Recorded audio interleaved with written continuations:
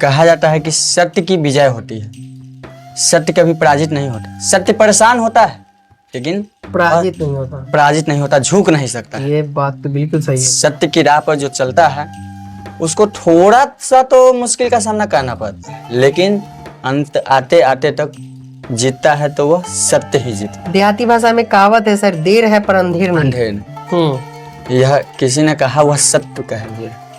काफी बहुत अच्छा एक रूम को जो है लैब की तरीका से सजाया जाए। अरे वाह। उसमें जो है कंप्यूटर का व्यवस्था किया जाए, वाईफाई इंटरनेट की व्यवस्था किया जाए, ताकि जो है सही से ये सारी चीज आप रूरल एरिया में देंगे? जी, रूरल एरिया। ओके। और वो भी ज्यादा दिन का समय नहीं, यही छठ दीपावली जो बीतेगी उसके बाद हम इस व्यवस्था में जो है ये त्योहार के बाद, आप फेस्टिवल के बाद ये जो लैब की व्यवस्था आप अपने स्कूल में देंगे? जी सर, लैब में प्रॉपर टीचर की भी जरूरत होती है, क्योंकि आप कंप्यूटर के बारे में आप भी जानते होंगे, लेकिन अलग से जो टीचर कहीं से मंगवाएंगे क्या? लैब में तो थ्योरी भी होता है, लैब वहाँ से छोड़ दे आगे चल जाए। क्या पता कि हम जाएंगे वह स्कूल को चुने हैं, क्या वह स्कूल मेरे बच्चे के लिए सही काम करेगा कि नहीं करेगा? नहीं करेगा, ठीक बात है। लेकिन बहुत सारे ऐसे अभिभावक हैं जो हमें अपने बच्चों की तरह, अपने बेटे की तरह मानते हैं, इस स्कूल को अपना समझते हैं, स्कूल को बहुत ज्यादा समय देते हैं, स्कूल के साथ सारे कमियां को बताते हैं। इस कमियां को बताते हुए इस पे काम करवाते हैं, हम लोग काम करते हैं, और इसी का नतीजा है कि हम यहाँ तक पहुँच पाए हैं। उस अभिभावक जो ये वीडियो देख रहे हैं, चाहे वो हमारे अभिभावक हो, हमारे स्कूल के बच्चे का अभिभावक हो, या किसी अन्य स्कूल के बच्चे के अभिभावक हो, ये हम पूरे समाज के लिए कह रहे हैं कि बच्चे की कमियां को जो है देखिए, और स्कूल की भी कमियां को देखिए, दर्शाइए, और उसको साफ पर्दे पर लाने की जरूरत है। न कि यहाँ से पढ़ा करके भेजते हैं, अपने घर पे जाने के बाद वह अपना रास्ता मोड़ रहे हैं। हम जो टास्क देते हैं उस टास्क को पूरा करके नहीं लाते हैं, या क्या परेशानी हम नहीं जानते हैं। पेरेंट्सों से मिलने जाते हैं तो कभी देखते हैं कि बच्चा सो गया हुआ है, कभी देखते हैं कि बच्चा पढ़ने के लिए बैठा था। पेरेंट्स से बातचीत करने के बाद यह पता चलता है अभी थोड़ा देर पहले बच्चा उठा है, लेकिन बच्चा सही दिशा में जा नहीं रहा है, उसका जो होमवर्क पूरा नहीं हो पा रहा है। तो हम सोचते हैं कि ऐसे गार्जियन जो बच्चे को सही शिक्षा चाहते हैं कि हमारा बच्चा सही से विकास कर सके, तो उसको जो है वैसे बच्चे को हम 24 घंटा यहाँ रखना चाहते हैं। उसका खाना पीना, रहना और पढ़ाई लिखाई, स्वच्छता के ऊपर भी जो है ध्यान देना, यानी सब चीज़ टीचर के अंदर में, टीचर के मार्गदर्शन में हम उसको जो है रख करके और सही मार्ग पर सही तरीके से उसको पढ़ाना हम चाहते हैं, ताकि आगे वह चले, अपने माता पिता के नाम को रोशन करें, अपने गाँव का भी नाम रोशन करें, साथ ही साथ इस विद्यालय का भी नाम रोशन करें।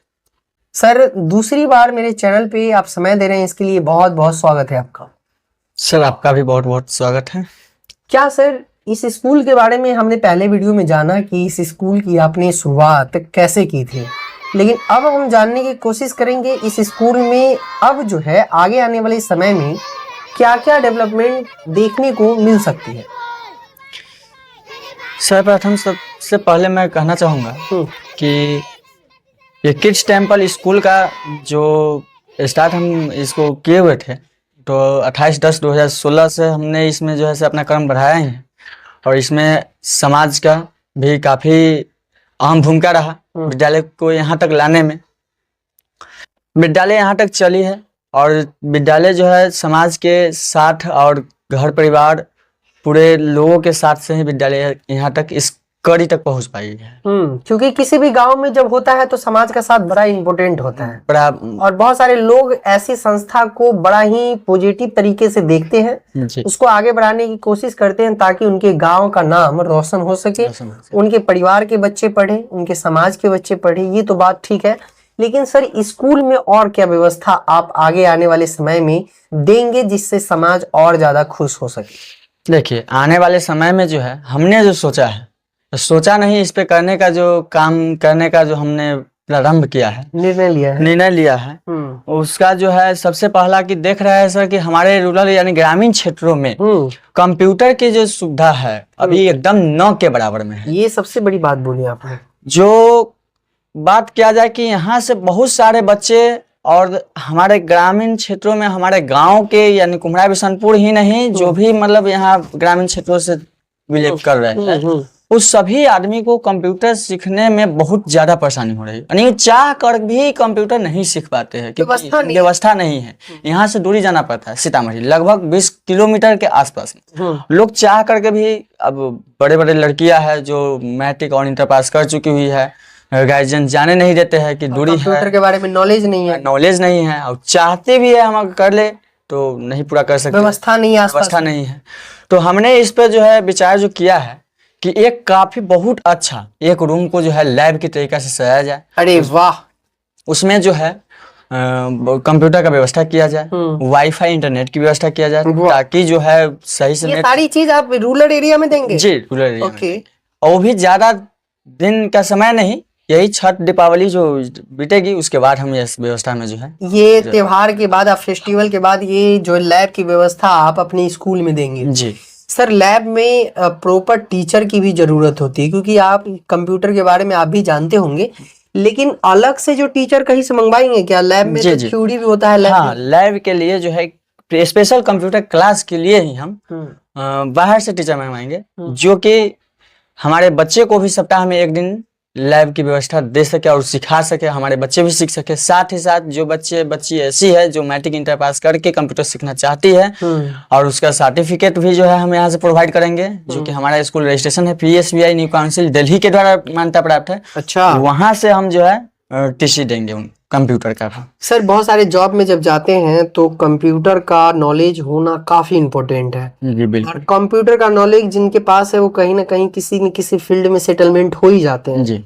लेकिन अक्सर जब देखते हुए कि लड़का ग्रेजुएशन कर जाता है, इंटर कर जाता है, लेकिन उनको कहीं जॉब नहीं मिल पाती। आपको लगता है कि सिर्फ किताबी ज्ञान के कारण उनको जॉब नहीं मिल पाती, वो किसी फील्ड में आगे नहीं बढ़ सकते हैं? उनको लगना है कि कंप्यूटर का नॉलेज बड़ा इंपॉर्टेंट है, इसके लिए आप अपने गांव में देंगे सर, इसकी फीस ऑफ कोस्ट भी आप अलग से रखेंगे। लेकिन अब तो मुझे ये भी देखने वाली बात आती है कि कोई भी स्कूल होता है, आप यहाँ कंप्यूटर सिखाएंगे, आप यहाँ पढ़ाते हैं, अच्छे से पढ़ाते हैं, मैंने देखा सुबह का असेंबली भी मुझे काफी अच्छा लगा। लेकिन सर, बहुत सारे ऐसे बच्चे होते हैं जो स्कूल में ही रह के पढ़ना चाहते हैं, वो चाहते हैं कि मैं 24 घंटा स्कूल में कंटिन्यू करूं। तो इसके लिए आपने कुछ सोचा है? इसके लिए भी सोचा। क्या सोचा आपने? कि 28/10/2024 इस दिन ही 2016 में हमने स्कूल स्टार्ट किया था, और 28/10/2024 के दिन हम हॉस्टल का व्यवस्था करने जा रहे हैं। ये सही न्यूज है? हाँ, सही न्यूज है। जी बताइए कैसे? इसलिए क्योंकि हम देख क्या रहे हैं कि हमारे बच्चे जो हम यहाँ से पढ़ा करके भेजते हैं, अपने घर पे जाने के बाद वह अपना रास्ता मोड़ रहे हैं। हम जो टास्क देते हैं उस टास्क को पूरा करके नहीं लाते हैं, या क्या परेशानी हम नहीं जानते हैं। पेरेंट्सों से मिलने जाते हैं तो कभी देखते हैं कि बच्चा सो गया हुआ है, कभी देखते हैं कि बच्चा पढ़ने के लिए बैठा था, पेरेंट्स से बातचीत करने के बाद यह पता चलता है अभी थोड़ा देर पहले बच्चा उठा है, लेकिन बच्चा सही दिशा में जा नहीं रहा है, उसका जो होमवर्क पूरा नहीं हो पा रहा है। तो हम सोचते हैं कि ऐसे गार्जियन जो बच्चे को सही शिक्षा चाहते हैं कि हमारा बच्चा सही से विकास कर सके, तो उसको जो है वैसे बच्चे को हम 24 घंटा यहाँ रखना चाहते हैं। उसका खाना पीना, रहना और पढ़ाई लिखाई, स्वच्छता के ऊपर भी जो है ध्यान देना, इन सब चीज टीचर के अंदर में, टीचर के मार्गदर्शन में हम उसको जो है रख करके और सही मार्ग पर सही तरीके से उसको पढ़ाना हम चाहते हैं, ताकि आगे वो चले, अपने माता पिता के नाम को रोशन करें, अपने गांव का भी नाम रोशन करें, साथ ही साथ इस विद्यालय का भी नाम रोशन करें। दरअसल आपको बताऊं कि हॉस्टल में रखने से बहुत सारे फायदा होता है। जैसे ये होता है कि सुबह का उठना, ब्रश करना, सारी दिनचर्या की जितनी भी क्रियाएं होती है वो हॉस्टल के मैनेजमेंट बच्चों से करवाते हैं। शाम के समय एक रूटीन बनाया जाता है, जैसे किस समय बच्चे खेलेंगे, किस समय बच्चे उठेंगे, किस समय बच्चे सोएंगे, नाश्ते में उनको क्या मिलना चाहिए, दोपहर के भोजन में उनको क्या मिलना चाहिए, शाम के नाश्ते में उनको क्या मिलना चाहिए, रात के खाने में उनको क्या मिलना चाहिए, किस समय उनकी ट्यूशन की क्लास होगी, किस समय उनको टास्क बनाना है, कब उनकी जब स्कूल की छुट्टी होती है उसके बाद की जो क्रियाएं होती है, सारा मैनेजमेंट हॉस्टल में अपने तरीके से किया जाता है। सर, इतनी अच्छी अच्छी व्यवस्था आप स्कूल में लाने वाले हैं, समाज के लोग भी आपको सपोर्ट जरूर करेंगे इसमें, और कर भी रहे होंगे। सर, लैब की व्यवस्था आप शुरू कर रहे हैं, आप हॉस्टल भी शुरू कर रहे हैं, स्कूल का विकास तो कर ही रहे हैं। सर, अब आते हैं हम फेस्टिवल पे अभी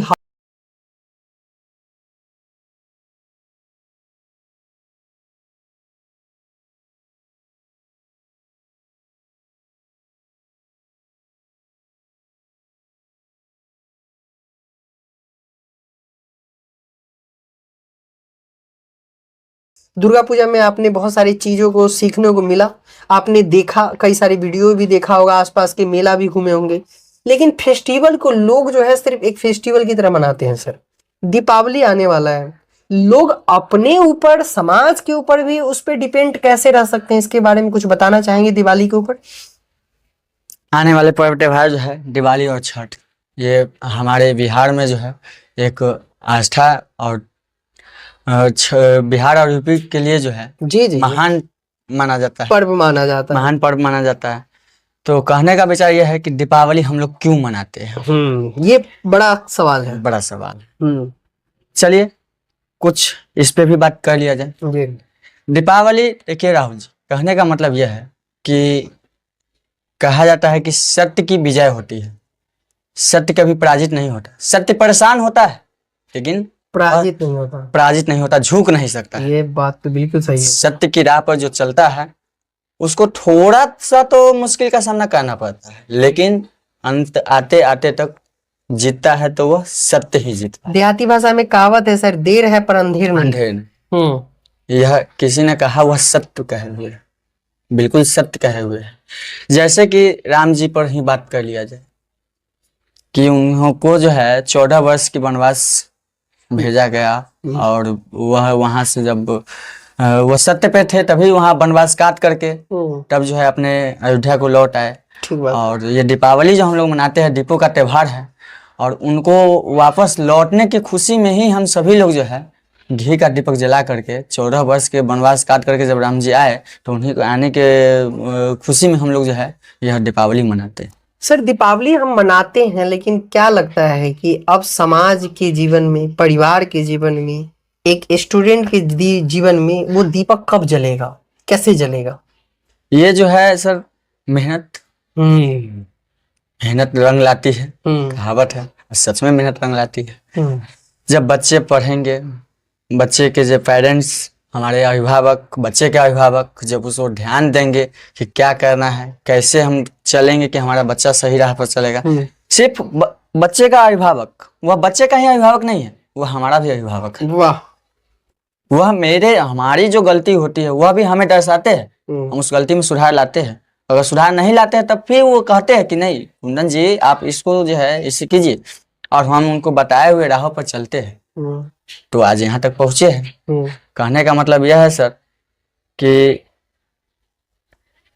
हम अपने विद्यालय में एक कैबिनेट बैठक बनाए हुए हैं। ओके।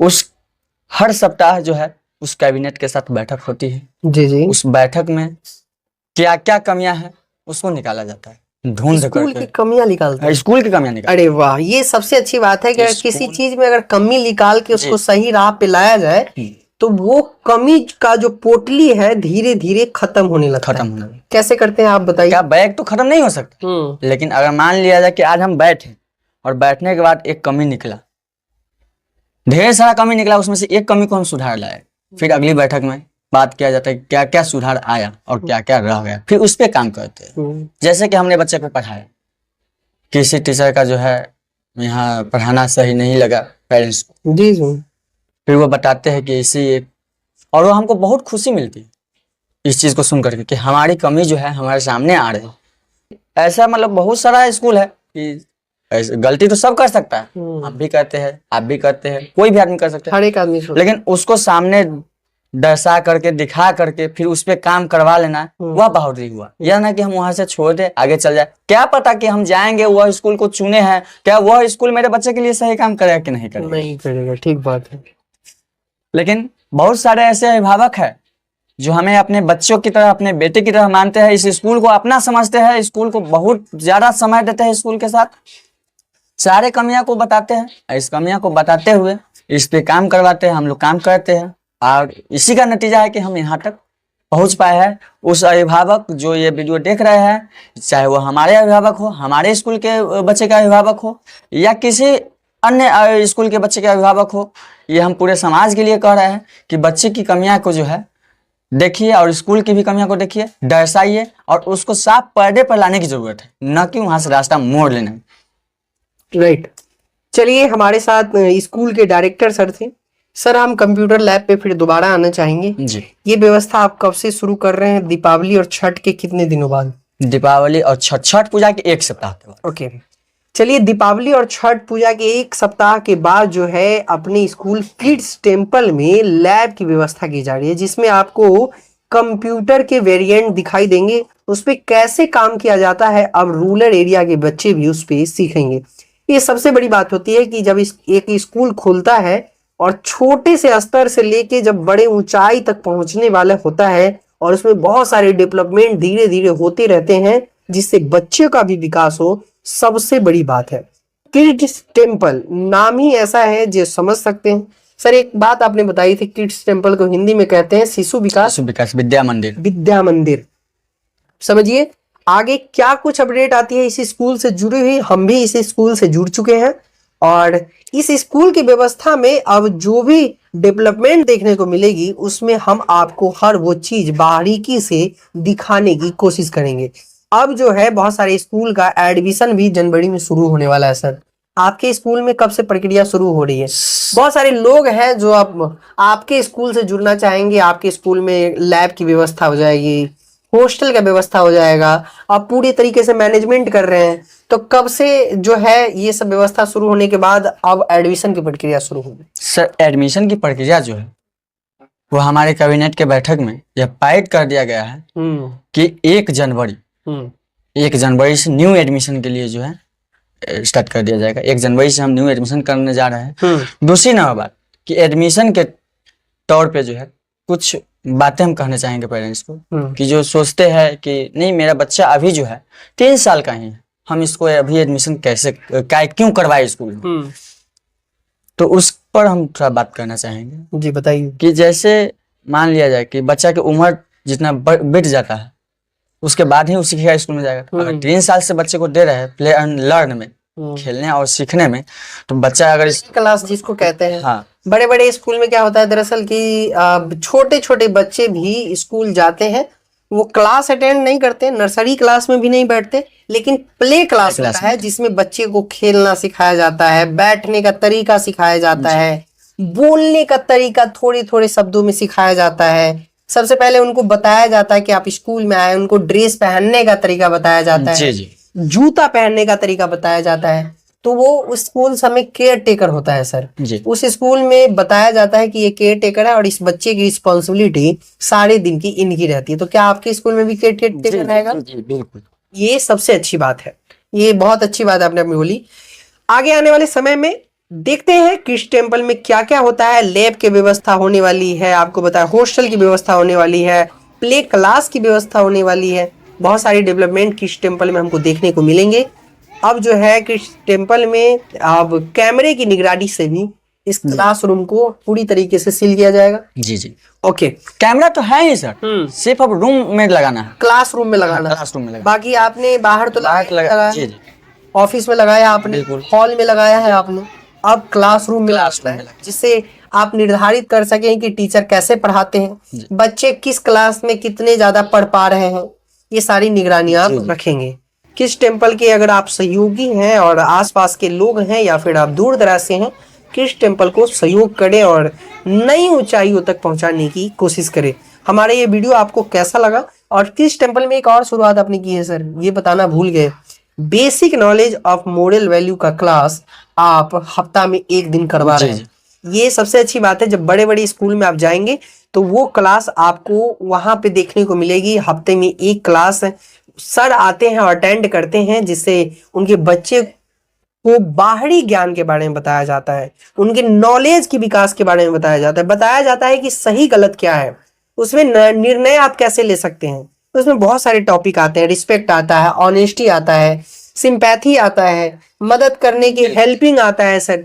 तो ये सारी चीज अब जो है किड्स टेम्पल में आपको देखने को मिलेंगे।